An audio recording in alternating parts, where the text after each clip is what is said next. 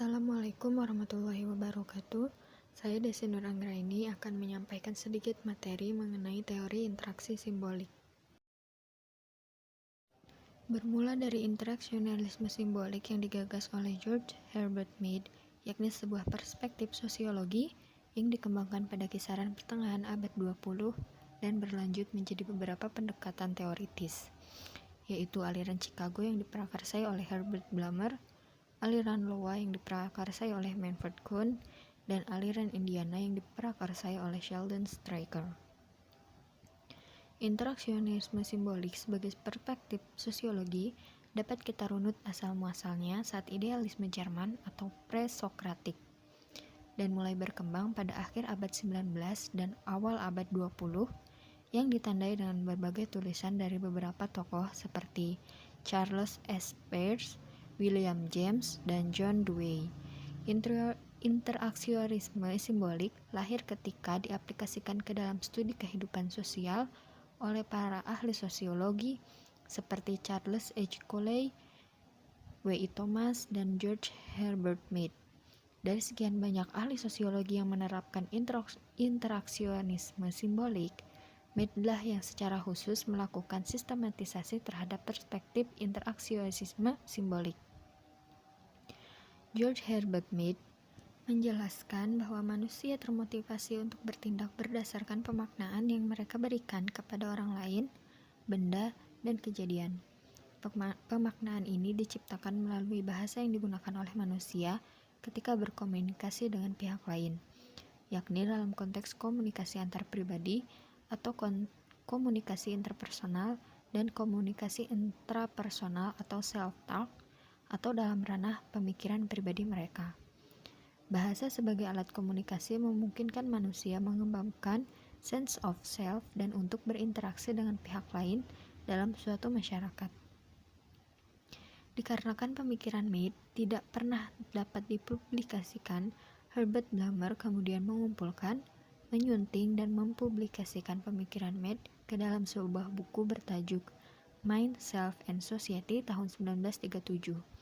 Sekaligus memberikan nama dan mengenalkan istilah teori interaksi simbolik. Terdapat dua pengertian mengenai interaksionisme simbolik atau teori interaksi yang diutarakan oleh para ahli. Yang pertama, Herbert Blumer mendefinisikan interaksionisme simbolik atau teori interaksi simbolik sebagai sebuah proses interaksi dalam rangka membentuk arti atau makna bagi setiap individu. Yang kedua, menurut Scott Plunkett, mendefinisikan interaksionisme simbolik sebagai cara kita belajar menginterpretasi serta memberikan arti atau makna terhadap dunia melalui interaksi kita dengan orang lain. Teori interaksi simbolik memiliki tiga konsep utama, yaitu yang pertama, pentingnya makna bagi perilaku manusia. Teori interaksi simbolik mengasumsikan bahwa makna diciptakan melalui interaksi dan dimodifikasi melalui interpretasi. Teori ini juga mengasumsikan bahwa bagaimana manusia berinteraksi dengan manusia lainnya tergantung pada makna yang diberikan oleh manusia lainnya. Komunikasi yang efektif tidak akan terjadi tanpa adanya makna yang dibagikan. Kita akan mudah berkomunikasi dengan mereka yang memiliki kesamaan bahasa dengan kita dibandingkan dengan kita berkomunikasi dengan mereka yang tidak memiliki kesamaan bahasa. Misalnya dalam konteks komunikasi antar budaya, orang Jawa menggunakan kata jangan untuk merujuk kata sayur. Namun jika orang Betawi ketika sedang makan ditawari sayur oleh orang Jawa dengan menyebut jangan, maka orang Betawi tersebut justru merasa tidak boleh mengambil sayur tersebut. Akibatnya komunikasi menjadi tidak efektif. Kedua, pentingnya konsep diri. Teori interaksi simbolik mengasumsikan bahwa konsep diri dikembangkan melalui interaksi dengan orang lain dan memberikan motif dalam berperilaku. Menurut William D. Brooks, konsep diri merupakan persepsi tentang diri kita yang bersifat psikologi, sosial, dan fisik yang diperoleh melalui pengalaman dan interaksi dengan orang lain. Memiliki konsep diri memaksa orang untuk membangun tindakan dan pikiran mereka secara positif dibandingkan hanya sekedar mengekspresikan kepada orang lain. Tema ini mempertimbangkan pula validitas self-fulfilling prophecy atau kepercayaan bahwa orang akan berperilaku dengan cara tertentu untuk memenuhi harapan mereka sendiri. Yang ketiga, hubungan antara individu dan masyarakat. Teori ini juga mengasumsikan bahwa budaya dan proses sosial mempengaruhi manusia dan kelompok, dan karenanya struktur sosial ditentukan melalui jenis-jenis interaksi sosial. Teori ini mempertimbangkan bagaimana norma masyarakat dan budaya menjadi perilaku individu. Asumsi dasar. Sebagaimana teori konstruksi sosial atau konstruksi realitas sosial, teori interaksi simbolik atau interaksionisme simbolik dibangun berdasarkan asumsi ontologi yang menyatakan bahwa realitas dibentuk secara sosial.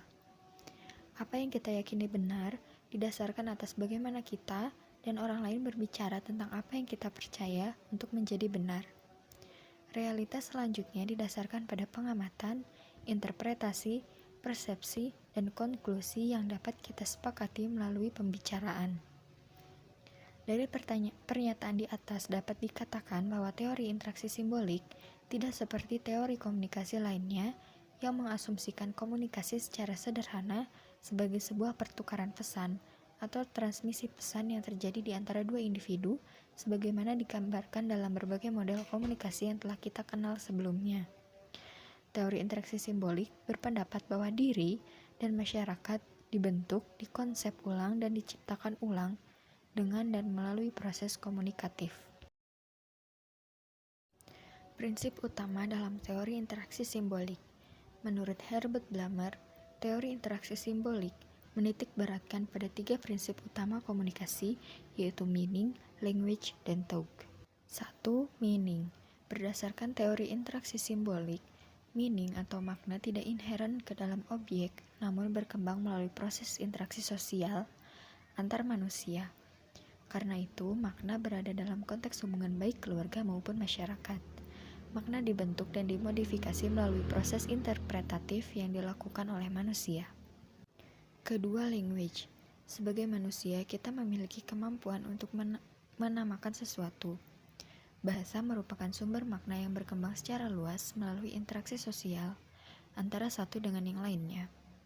Dan bahasa disebut juga sebagai alat atau instrumen.